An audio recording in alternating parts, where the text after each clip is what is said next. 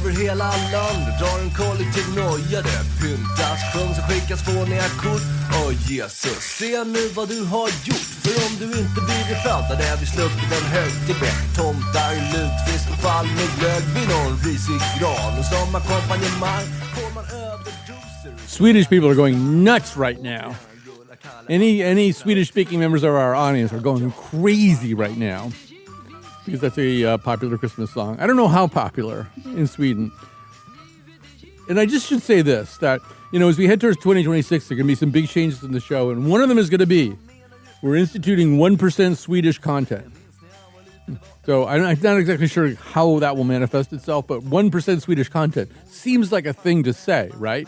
And it's not because we're getting any money from the Swedish consulate or the Swedish Tourism Bureau or Sweden.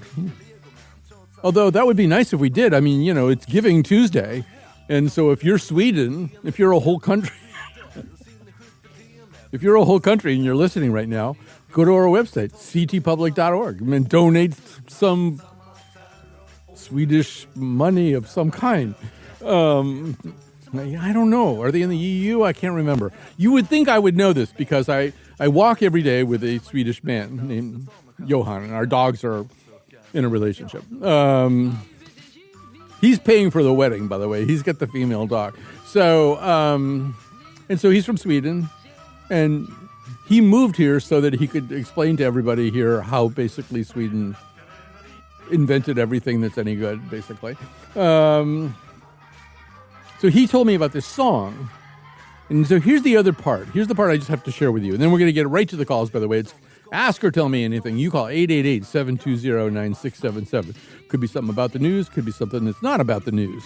First two calls are not going to be about the news. 888-720-WNPR. That's the number with letters that you call. Okay, so I read the translation of the lyrics to this song, to this very annoying song. And it mentioned Donald Duck, Kalle Anka, as we say in Swedish. So, so I was curious about, what is Donald Duck? I mean, I understand what Scrooge McDuck has to do with Christmas. I don't know. So it turns out that in Sweden in 1959, they had 2 TV channels.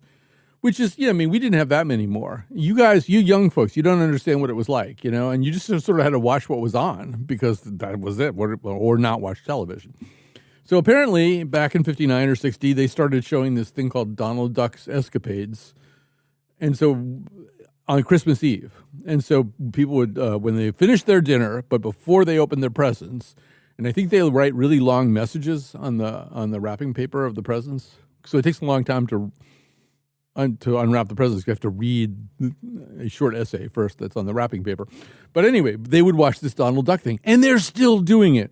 If you were in Sweden on Christmas Eve, which is what Johan is going to be doing, he's going away to Sweden, where he's from. You after dinner, you still watch Kalle Anka. You still watch Donald Duck. And I don't even think it's a Christmas thing. It's just a thing. It's a Donald Duck thing. But they all do it, the whole country stops, and they don't think it's, they don't watch it ironically either. They watch it as part of their tradition. So, and I like that. I mean, I'm happy about that. But it also got me thinking, I came up with this idea. It wouldn't really work so well with the Disney stuff, but they could take Looney Tunes characters and reshoot word for word, line for line, shot for shot, Love Actually, but it would be called Duck Actually, and it would be with Looney Tunes characters. Like, I think the Hugh Grant, Bugs Bunny would be the Hugh Grant, for example. Daffy, I'm thinking in the Colin Firth role. There aren't enough women characters in Looney Tunes. Hey, do something about that, Looney Tunes, because we have to catch some of the rules here. Maybe we could get Jessica Rabbit. I don't know. Anyway, that's all I have to say. It's time to Ask or Tell Me Anything. And Dave, heading in his car, heading towards Granby, on that Granby freeway, is going to be our first caller. Hi, Dave. Hi, Colin. How you doing? Good, I'm fine. The young lady answering the phone mentioned I wanted to talk about semantics. It's something that's been driving me crazy probably for decades now, since our friends I won't mention any franchise names, but the Golden Arches started their commercials about less is more. And it drives me crazy to hear that inaccurate misnomer because it is the incorrect statement, because the statement that comes from the mafia bosses, if there's any such thing as the mafia, was to their underlings about when they were enamored about their bosses having so much, their bosses would mention to them that less is better. Because having less means less to maintain, and you should just learn to be happy with what you have, because the more you have, the more it takes to maintain it. And in their world, it meant you were looking over your shoulder constantly or having people do that for you. So you're saying, I just want to pause for a second, because this is not something, I mean, I'm very acquainted with people saying less is more. I did not know, nor do I 100% believe, although you're very persuasive, that this comes from the mafia, that this originates with the mafia. I mean, I like the whole story you're telling. It's a good story that, yes, it would make sense that less would be better because then people would have less incentive to kill you and take your stuff. Although I don't know why the mafia, I mean, why didn't, British royalty figure that out? If I could interject, yeah. I will admit the first time that I heard that phrase coined was from the old show Wise Guy, when it originally aired, and said conversation was being had. You mean the Ken Wall show, Wise Guy? Ken Wall? Vinny Terranova, that guy? Correct. Yeah. That guy. That's a great show. That show was before prestige television. If we're on now, if it were like dropping new episodes on Hulu or Apple or something, it'd be a huge freaking hit. That was a great show. It was, and that is where I heard the phrase coined first. Yeah, it wasn't a documentary. It was a great show. It wasn't a documentary, so we don't really know whether that's something that actual made people would have said. Well, in the contents, hail, to hats off to the writers for making a good story context. Right. I thought it fit into the scene, and it fit into the era of the people that it was referring to. Right. Now, less is more. Less is more is something that I say a lot. I say Correct. it almost exclusively to one person, and that is the significant other. Now, the significant other believes that more is more. So, for example, if she is buying what we might call ice cream novelties, like these Yasso ice cream novelties, ice cream on a stick, kind of thing, she will buy enough to see us through Armageddon, and then they have to get wedged into the ice maker, and the ice maker breaks, and because she just feels like, why would you buy 6 of something when you could buy 48 of something? Whether your refrigerator has enough room doesn't really matter. Whether the stuff kind of goes bad before you can eat it doesn't matter. So that's like everything is like more is more. And I'm also going, no, less is more. Buy 4 yogurts, eat them all, and then buy 4 more yogurts. But don't buy 20 yogurts and then lose track of where they are in the refrigerator and then find them when there's a new president, and they're teeming with bad bacteria. So I think less is more, because if you have less, then you'll use it more wisely. But I don't know whether, I'm not a mafia don. I don't know. Maybe I don't know what I'm talking about. Well, that in its context makes it better, because having too much causes things to go awry. Yeah. And makes it that you have to maintain it more precisely. So I will defer to less is better. Okay, we're going to come up with a new. I'm going to just put you on hold because I think your windshield wipers are saying "together forever." That's from a Lou Christie song. But I maybe we need a new expression. Like it's sort of like we need a new expression, like more bacon than the pan can handle. But like to me, less is more. Like you don't want to buy, 18 little Sigus yogurt things, because that's more sheep than the sheepdog can guard. Okay, that's not a really terrifically catchy expression. I'm the first to admit that. But you know what I'm saying? That So less is more. That's a little complicated because it isn't really more. Less is less. Less is not as many as more. But the truth is it has a better impact because you can manage less. People don't kill you. Ralphie Cifaretto won't show up at your door and kill you to try to take your place. But if it's just like you're buying, most people don't have that particular problem. But if you're buying too much of something, it's, then that's what happens. It gets your inventory gets out of control. That's what I'm trying to say here. So maybe less is better, even if it's not more. But I think we need a catchy expression here. Catchy, possibly Swedish expression, more meatballs. But anyway, maybe you can help out if you're out there listening. 888-720-9677. How do we express this concept? Assuming that you affirm the concept, which perhaps you don't. 888-720-WNPR. I think it was one of my nieces who at one point when she was very, very little said, I want too many cookies.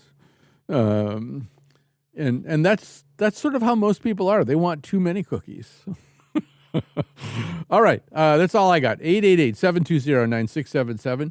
888-720-WNPR. But we have Eric. We have Eric from Cheshire. Hi, Eric. Hi, Colin. I'm calling about starling flock murmurations, murmurations,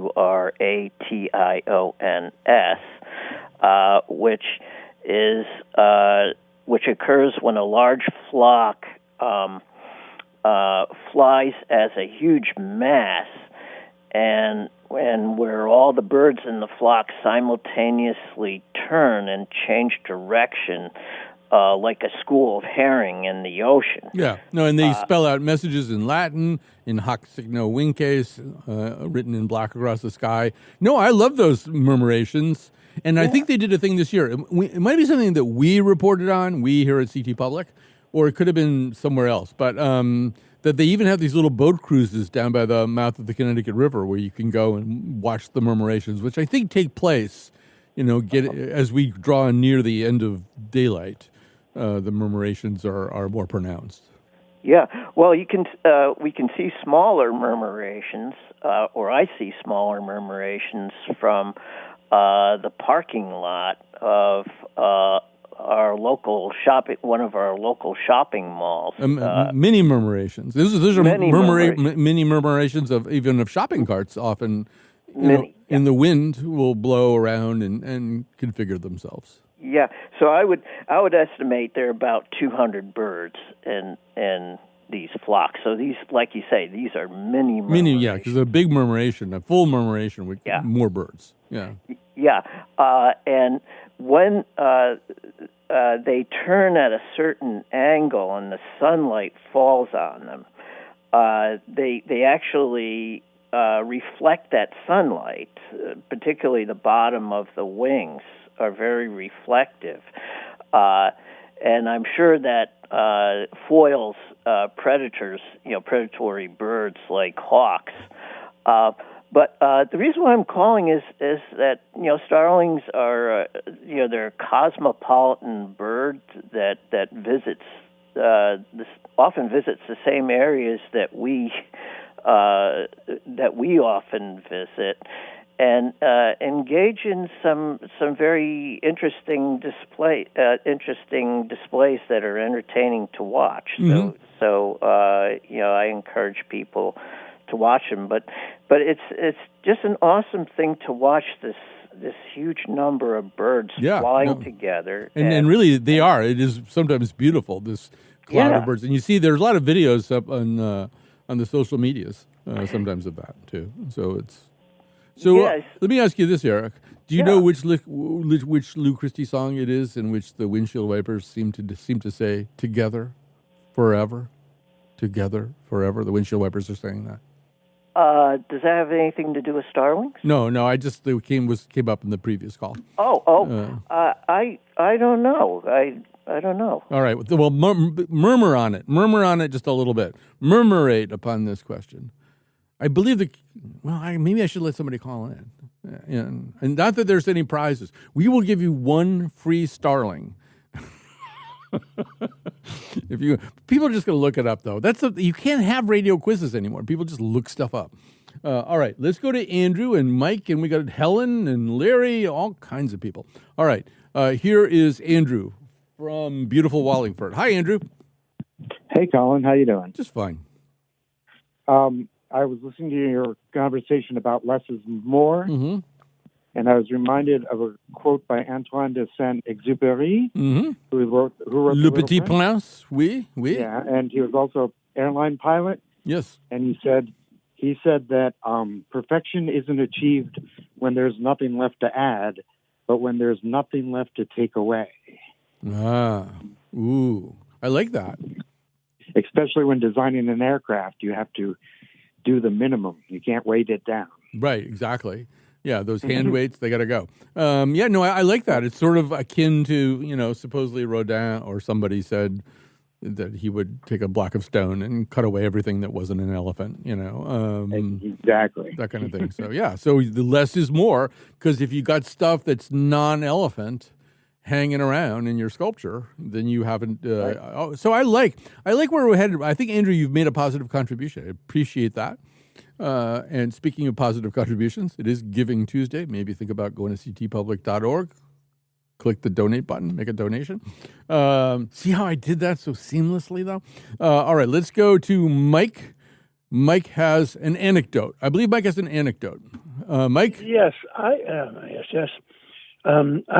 have worked up at the governor, volunteered at the governor's residence since Roland.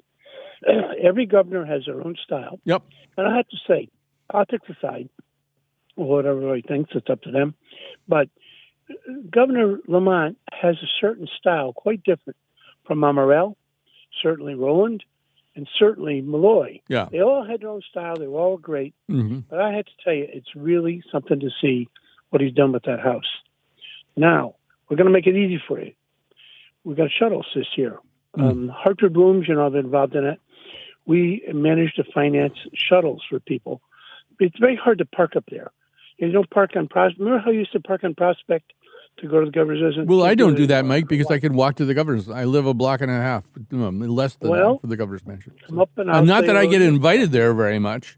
But you are now. I'm inviting you. Because remember, Mike, there used to, I think I know which Mike this is, but in the old days, there used to be a press thing where there would be a press, little party for the Connecticut political press, the State Capitol Press Corps. I remember those. Yeah. And then walking around, with his apron on, rolling around, walking around with sandwiches and coffee. Yeah. Well, and I think Malloy discontinued them because he hated us so much. No, not that. That's not the reason. There are no weekend press corps anymore. Well, that's also part of the problem. Only emergencies, only axe murders do the press show up on weekends. You know that. I've offered to come to the governor's residence on axe murder night, and I don't get invited to that either.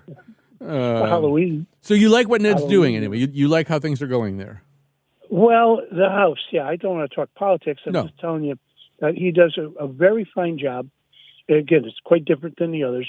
It reminds me a little bit of, I don't know how, people in New York with very fine apartments overlooking the park, and very subtle, but you can tell that he had the money to do it right. And he certainly does. And Carol O'Shea is a woman who takes care of the place now. She's, I don't know, maitre d' or whatever they call her, commander of the house. And she's terrific. She is local and knows everybody and has done it for other governors, and now they brought her in. I just want to say one thing about all this. So, the other thing is, I walk in Elizabeth Park a lot. So you get to see most governors that, Malloy would run with his security detail. But I ran into Ned in the park, I'd say about 6 months ago. And so, we said hi, we know each other. And he goes, so do you miss radio? I said, I'm on the air every day. And then he said, I said, really? How come I'm never on your show? And I said, because you're the kind of person who doesn't think I have one. Why would I put you on my show? Anyway, Mike, I got to go here. Fascinating all this is. Yeah, go to the governor's residence and tell him Mike sent you and you'd like to go take a look around. You want to Zillow it. All right, so we're going to take a little break here, but before we take the break, I want to once again remind you, Giving Tuesday, we're not interrupting the show with pledge breaks. We would never do that. We would knock the microphone sideways, but we wouldn't interrupt the show with pledge breaks. But we do, I sort of believe that, I believe in random information being important. I better believe that because we give you a lot of random information or seemingly random information. But at the end of a year of listening to a show like this, you know things that might not have seemed to have any individual value, but maybe collectively they do. Or I always mention, the GLP-1 drugs like Ozempic and Mounjaro and stuff. They were discovered by people researching Gila monster venom. Not for the purpose of developing a miracle diabetes and weight loss drug, but just researching Gila monster venom for whatever reason. And so you never really know when you're looking at something or studying something or understanding it, what benefit you'll derive from it. And so I sort of feel like that's one of the things people support about public broadcasting. So hopefully you feel the same way. If so, you go to ctpublic.org and you help make this Giving Tuesday a Tuesday we will never forget until we forget it. Thanks for listening to that. We'll be back.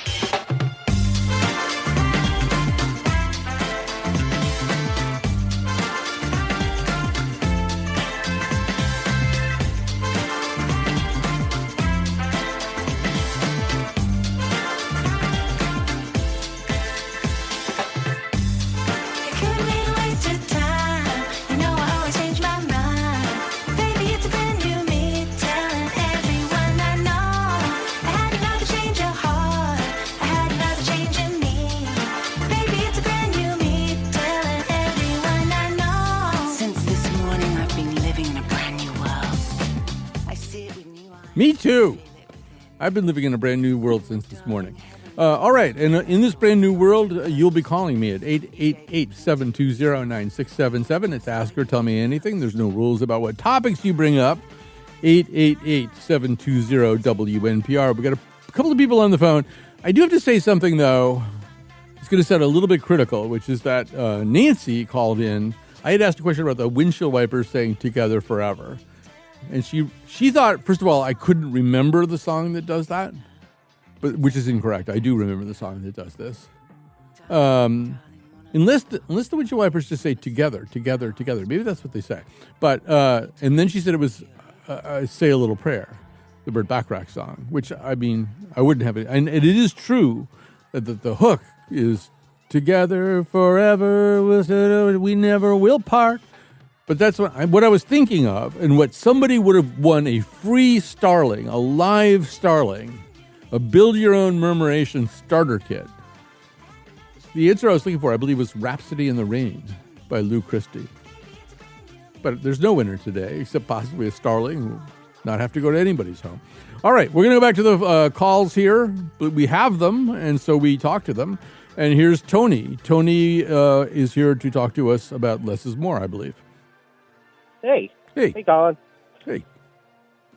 Yeah, I just have a slightly different perspective on it because I'm a musician and I've used that phrase a lot. Yeah. Speaking to like not overplaying or, if you're playing too much or more creative type things. Like same goes for writing or poetry. Sometimes saying less could have more impact. Or leave more interpretation or thought for the observer, and like less about material things.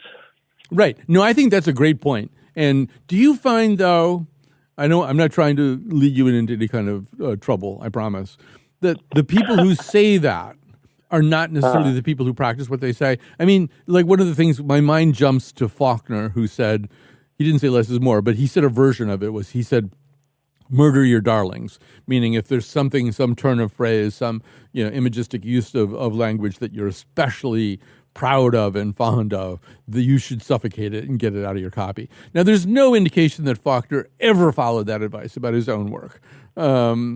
It's good advice, but no reason to think that he followed it. Now, it seems to me in the music department, John Cage, he really took less is more pretty seriously. Maybe a little bit too far with 433, in which there are no notes played whatsoever. But he took it seriously. But I think that's true, And there used to be a trumpet player named Sweets Edison, who used to play in those Nelson Riddle bands that Sinatra would sing with.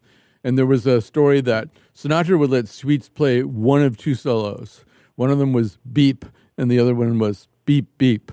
But that was about as much soloing as Frank wanted to hear. But there's some truth, if you over-ornament everything you're doing, whether it's a piece of fine art or music or writing, half the time you're obscuring the whole point of doing it in the first place, which, Tony, I think might have been your point. Right. Like I've also heard, it's just as important where you don't play as where you do play. Mm-hmm. Or like the idea that like in reggae music, there's a guitarist who literally does the offbeats. Yeah. Just the upbeats. And that's it. That's their whole part.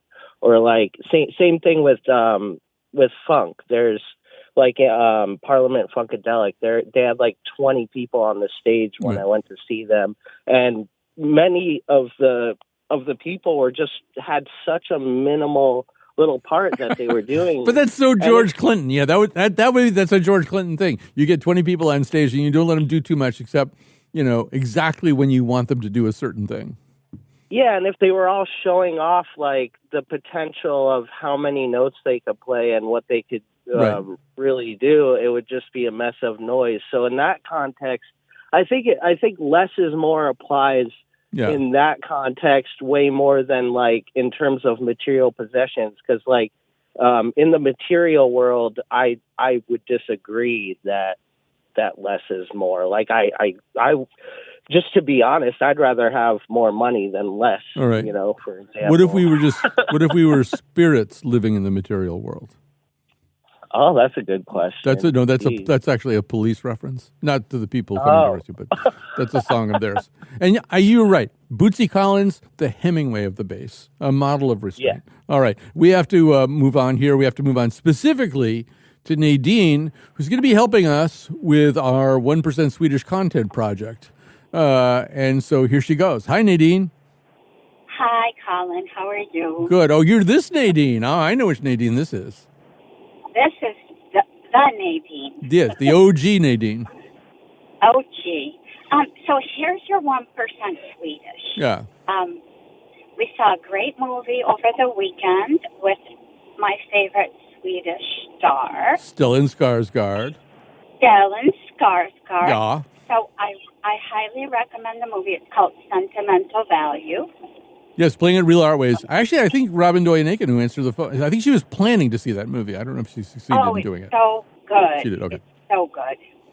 And the other, like 0.5% is, I was just at Hall's Market, and they have this amazing Swedish grocery section.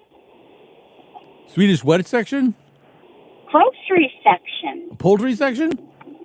Grocery. Oh, grocery section. Okay. Yeah. In Hall's Market they do? Yeah, in Hall's Market. Just for the holidays. So you have to tell your friends. Oh, I will. He'll be so excited. I think he will be. Yeah. He can have fika every afternoon. Yeah. Look it up. I know so much about Sweden now. It's just, if you walk with somebody every day, I have a group of people and we walk 7 days a week, good or bad weather. I mean, that's sort of more talking than you do to almost anybody in your life, right? So I walk with two people who are expert gardeners, and I know nothing about gardening. And then I walk with someone who is an expert in being Swedish. And I know so much more about these things. It's all kind of pulverized, it isn't in any kind of coherent form of knowledge. And then the crossover is Linnaeus, who, of course, invented the kind of 2-word Latin classification system that we now use for plants and other things. And he's Swedish. All right. Here we go to Larry in Bethany. By the way, the number, if you're hearing this scintillating conversation and you're thinking, how can I get in on this? 888-720-9677. 888-720-WNPR. As God is my witness, that is our phone number. Larry, you have the floor. Hey, Colin, how you doing? Okay. I'm getting a little more serious than the other topics. That's okay. That's why we call it. That's why we use the term anything in the name of this show. That's right. Yeah. That's right. So I wanted to quote from a Times article about Bessent looking for ways to calm wary consumers on tariffs and inflation. And in there, he makes 2 quotes I find astounding. The first one is, the best way to bring your inflation rate down, he said, move from a blue state to a red state. That's one. Yeah, okay. Next.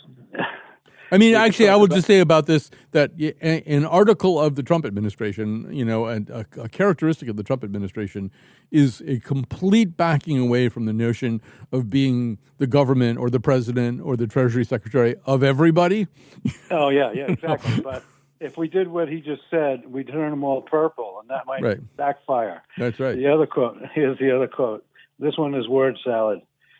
Tariffs can't be inflationary because if the price of one thing goes up, unless you give people more money, then they have less money to spend on the other thing, so there is no inflation.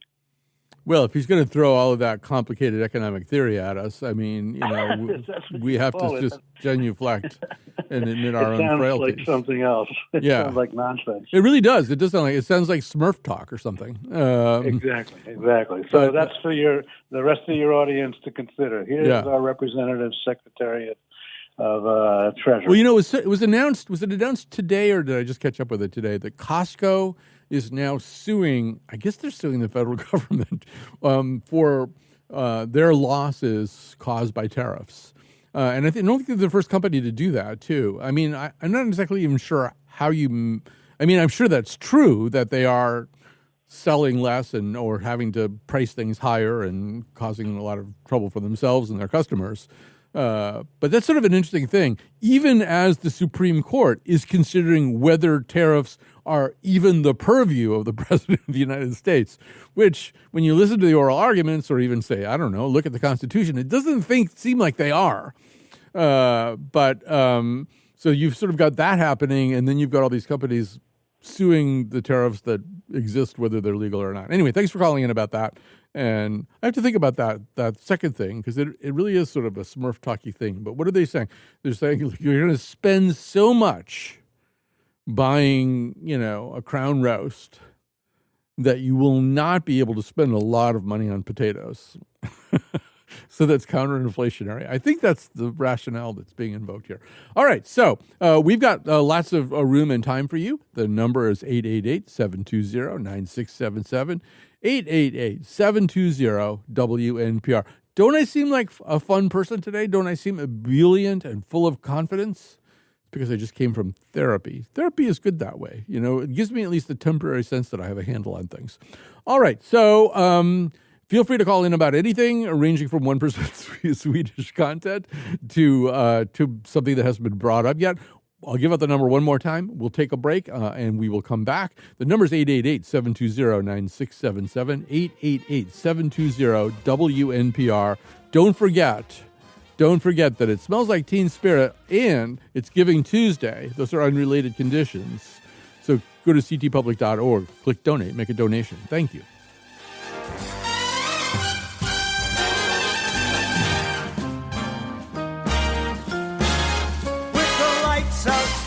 It's less dangerous. Here we are now. Entertain us. I feel stupid. Contagious. Here we are now. Entertain us. I'm a lotto. An albino. A mosquito. My libido.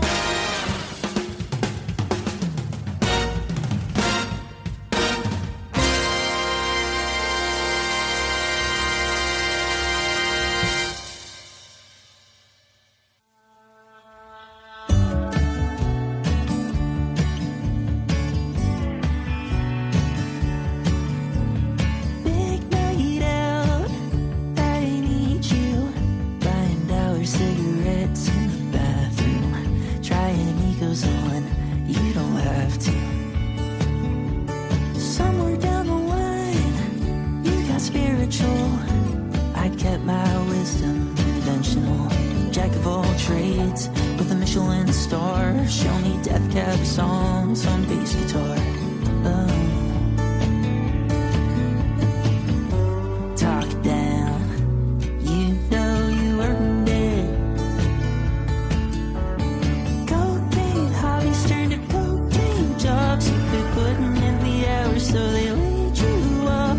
Crawled out the basement, now you're living on top. So the light coming in, so that's what I want.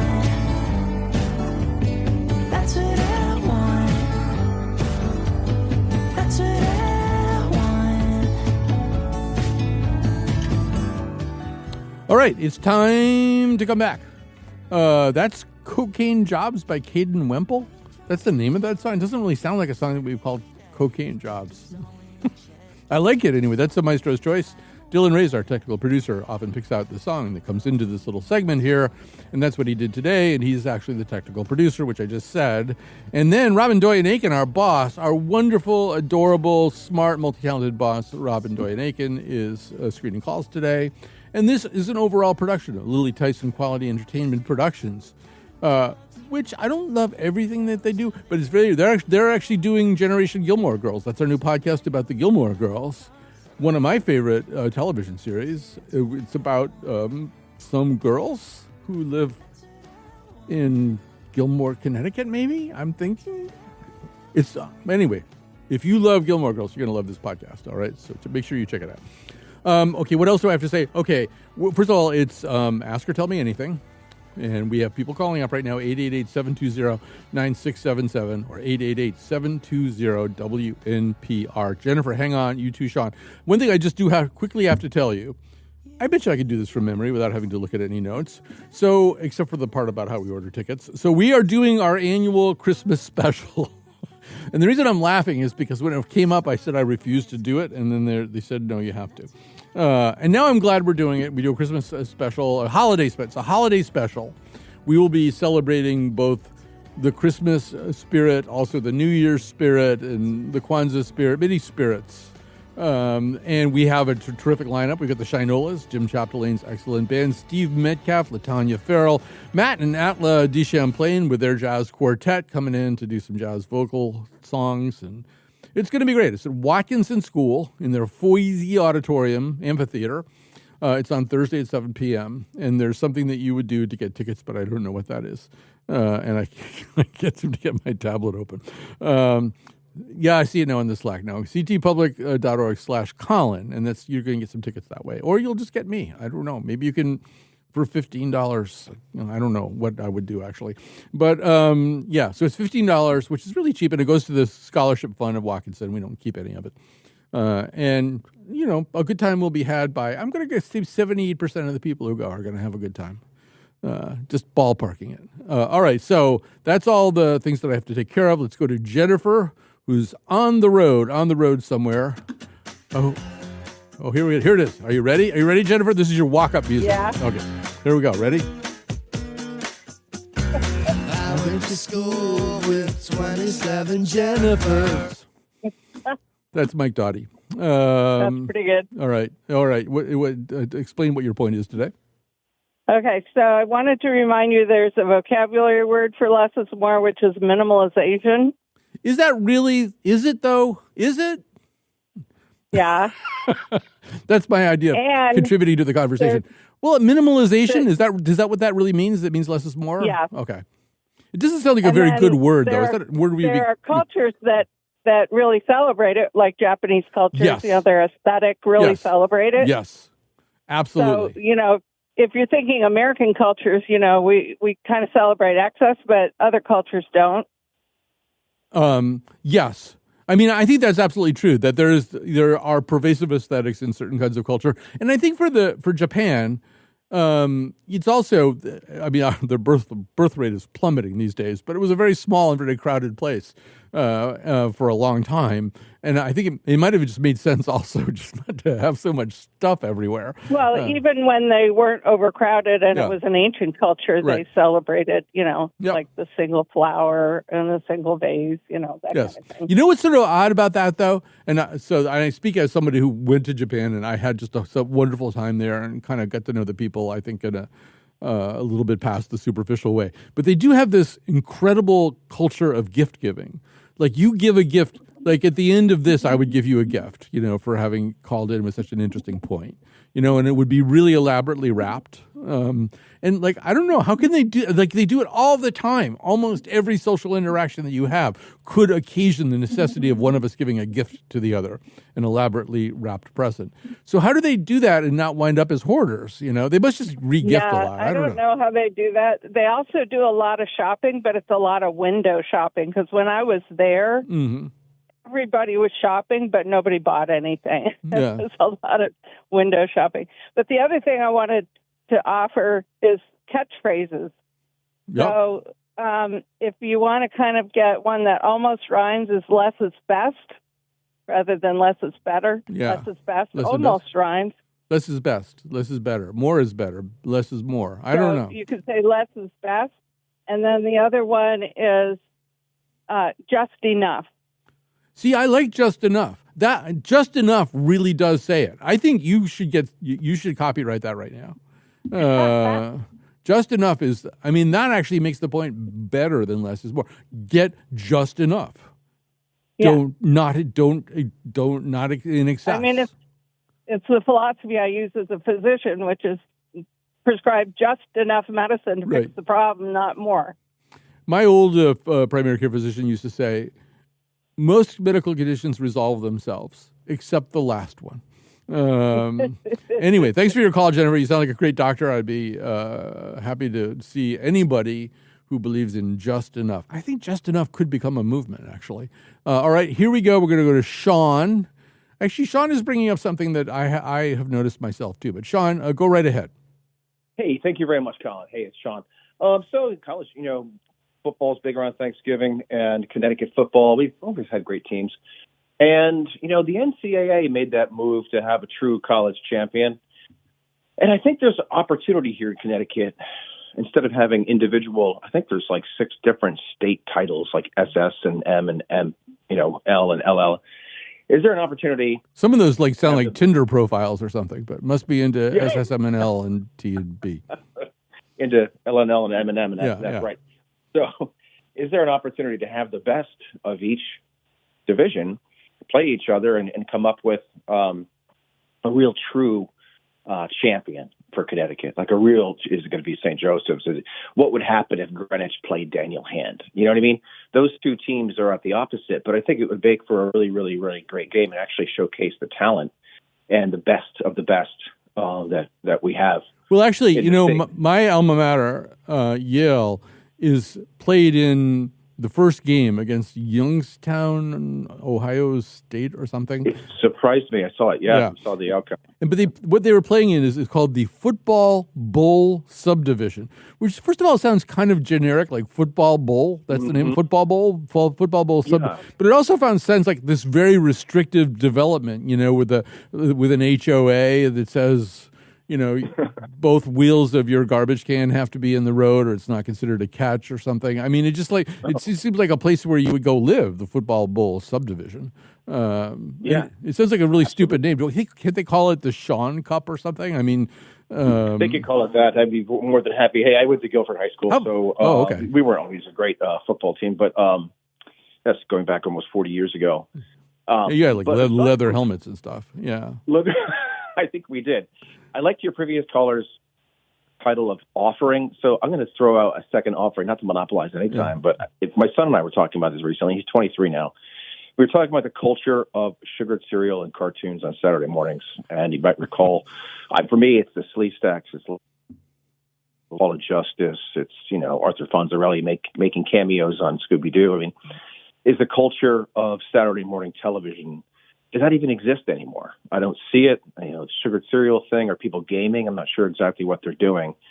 But aside from the Connecticut state champions, I throw out that more silly topic. So, the kids with their phones. They're not watching the teeth-rotting cereal commercials. And that's a bad thing. Can I just quickly say that one thing that I learned over the last week is that Scooby-Doo, the name Scooby-Doo, derived from Fred Silverman, a very well-known TV executive who was trying to launch a cartoon about young people living in a haunted house. And the dog wasn't even supposed to be the star. But he misheard the end of Strangers in the Night by Frank Sinatra, where he goes, dooby-dooby-doo. He thought they were saying Scooby-Dooby-Doo. And he thought, hey, that would be a great name for a dog. I'm not making that up. That's really true. Yeah, there you go, right there. That's how fast the maestro is. And that's how that dog... I'm not making this up. I know it sounds like something that I would be making up, but I'm not. All right, here is Dan. Hi, Dan. Hi, Colin. How are you? Just fine. I didn't mean to ask you that. I really... Okay. Anyway, because I know everybody asks. I know. So my wife and I are doing something really interesting, I think, for New Year's Eve this year. We're doing a cruise out of New Orleans. Mm-hmm. And we had an incident on the last flight. We came back from New Orleans this past January. Someone died on our plane. So she was already nervous about flying. I'm a hypnotist, and she won't let me talk to her in that kind of vein. So we're driving to Lafayette, which is the home of Zydeco, and we're spending New Year's Eve in Lafayette, going to see a terrific Zydeco band. And the weird thing is, it was the band was playing at the Cape. I had bought tickets for it, and my own band got a last-minute gig. Or actually, we already had the gig. I bought the tickets. So I said, oh, no, I can't not show up for the show.